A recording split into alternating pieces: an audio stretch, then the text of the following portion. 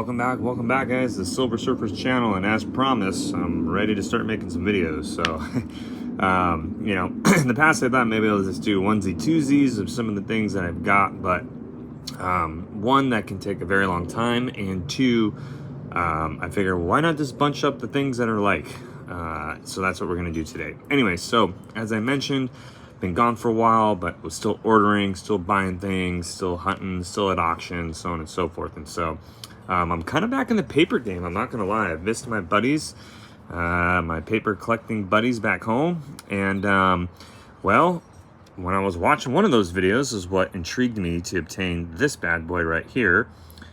So Dan from Polar Currency, my main man over there, thank you for you know, making me get this note after watching your video. He did a great video on that. I will post a link to his channel below, and you can check out all of his videos on currency. But anyways, he did a really good informational on the paper money of the Philippines during the occupation, essentially, of the United States.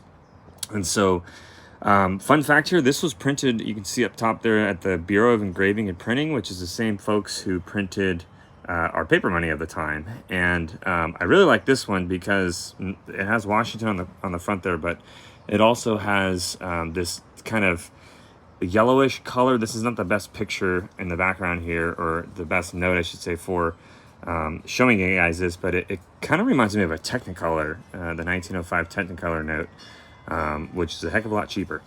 Anyways, I think this is the more tough variety one with the different Philippine types of notes with Washington on it.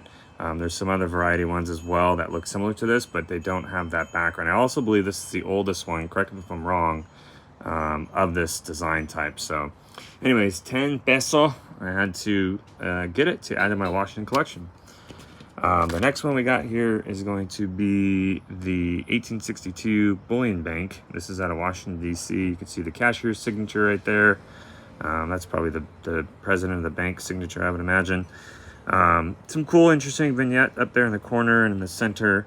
But once again, I had to get it because it's got my main man, George. And for those of you guys that haven't been watching my stuff, I collect anything paper money-wise with George Washington on it. I just find it fascinating, so I always like to add in new notes with that. One really cool thing about this piece is that it's an obsolete banknote, but most obsoletes had a uniface back, which means they were blank. But this one, even though it's only a $1 note, has this gorgeous looking design here on the back. I mean, look at that. And so that's something you don't see all that often, especially on lower denomination obsoletes. You just don't find that too common. So really cool note there. That is number 2. And then number 3 here, really like this note. This is a gorgeous piece. This is out of New Brunswick, New Jersey, the State Bank of New Brunswick. And check that denomination out, dudes. A 500 denomination. And yes, yours truly, George, is on the cover of it as well. So really nice, elaborate design. 500 above his head, dollars below it. And another gorgeous looking vignette here in the center with the big D in the middle. So this is a remainder note, as you guys can see up there. It's graded a 45. Remainders were printed but never particularly issued. That's why you don't see a signature down there for the cashier, the president of the bank. It also has a little bean, the plus Frick. So the guy who I bought these notes from, Pierre Frick, is pretty renowned on obsolete currency as well as Confederate currency and coins. And he, check out the back here, he has a very good inventory of obsoletes, very knowledgeable. He's written for, you know, various paper societies throughout his entire career. Just a great guy all around. And I bought a lot of notes from him in the past. And so I picked up these 2 from him. Check this out though, look at this back design as well. Gorgeous looking orange flower, kind of petal looking design there.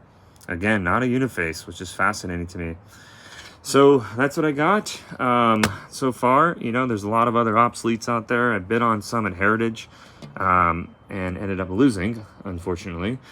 I guess fortunately for my pocketbook. But anyways, nonetheless, I'm always looking to add new Washington notes.